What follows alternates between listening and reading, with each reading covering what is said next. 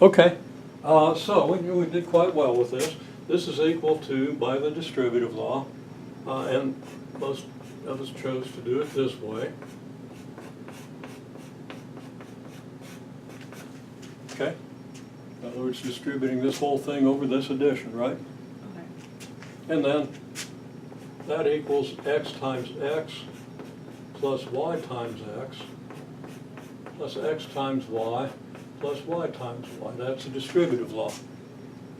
And when you do this for homework, this step is more or less optional because you know that's going to be x squared and that's going to be y squared, right? Right.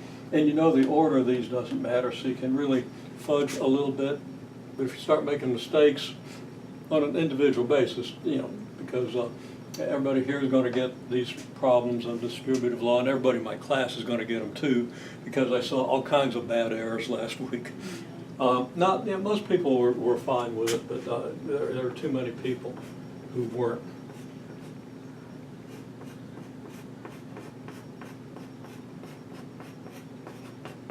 Okay, now I'm taking an extra step to change the order of y times x.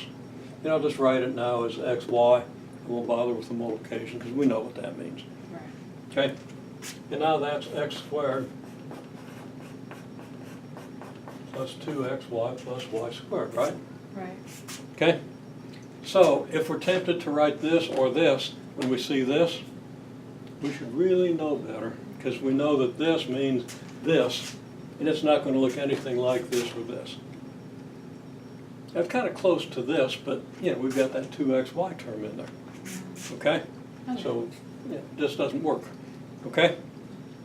And I remember when I was learning this stuff, Yeah. I do a lot of substitution. I just pick a couple of simple numbers and say, wait, was that right? Did I really follow the rule correctly? Mm-hmm. Until I self-reinforced to where I understood the rules deeply enough that I kind of never forgot. Of course, I've been doing math every semester ever since, so Yeah.